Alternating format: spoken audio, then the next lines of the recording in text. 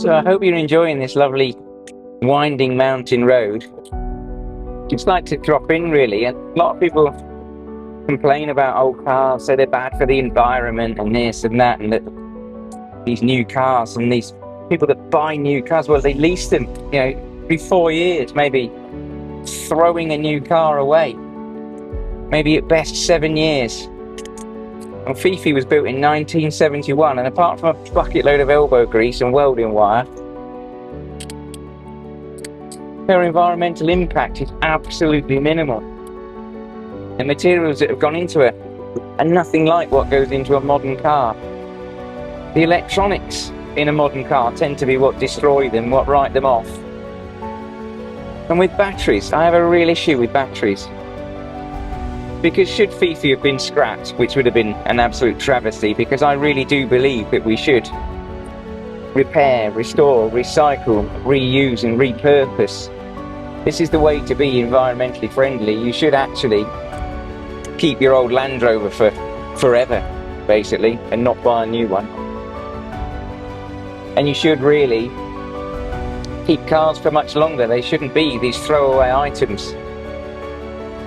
But someone explained it to me that with all the rare earth materials that go into a modern battery, you've got the cobalt and the nickel and the lithium and all these things that have to be gouged out of the earth, basically. Once they're mixed into a battery, once you put them into a battery, it's like making a cake. You have flour, sugar, salt, eggs, and you make a cake. You can't deconstruct that cake. You can't take those materials back out of that battery.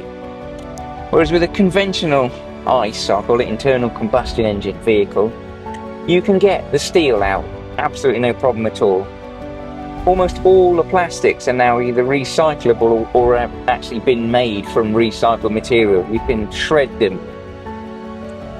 All of those components can be separated down and either reused, which is the best way in repairing other cars, or they can be completely recycled. The steel from the body, the aluminium from the body, the steel from the engine, the aluminium from the engine, all of those components that can be melted back down. Now you can't do that with batteries on a battery car. And that's one of my main bugbears really. If you want a battery car, electric car, and it works for you, fabulous. Some of them are great. I did a lot of work on a little mini moke. Electric moke, absolutely fabulous. And Teslas, for as much of their derision that a lot of people give them, they work for a lot of people. And Elon Musk, he basically has changed the future of the automotive industry really.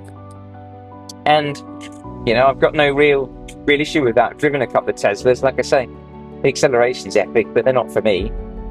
But I don't think it should be forced on everybody. It shouldn't be forced to have an electric car under this, in my opinion, false green credentials, because it's not right.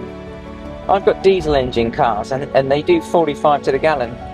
Fifi, for example, I put 30 litres in and I've only used 7 litres driving here because she's lightweight and there's no junk on the engine.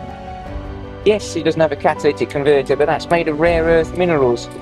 DPFs on diesel cars, all they're doing is trapping the soot and then burning it at another point. All of this extra stuff on an engine doesn't add any value. What you really want is just a nice, clean, well-maintained, lean-burning engine, and we should be looking at biofuels. If you're really concerned about CO2, then plants and trees, they're the way forward. Take the CO2 out of the environment, combust it, and then you're carbon neutral. And don't tell me that cars are contributing to all of these factors when you've got ships bringing plastic junk over from abroad that goes in the bin, empty aeroplanes flying around, and worse still, non-consensual vegetables. And by that, I mean rocket. That's grown in a CO2 rich, so there's CO2 generating machines in greenhouses abroad. So they make CO2, they pump it into a heated greenhouse, they grow rocket, they plastic pack that and they squirt CO2 into the bag so it doesn't rot so quickly. They put it in a refrigerated truck, they put it in a refrigerated plane, they fly it over to the country, they put it in another refrigerated truck, they drive that to put it into a refrigerator for restaurants and people to take it home, put it into their refrigerator, and then bollock it on the next side of my steak for it to go in the bin.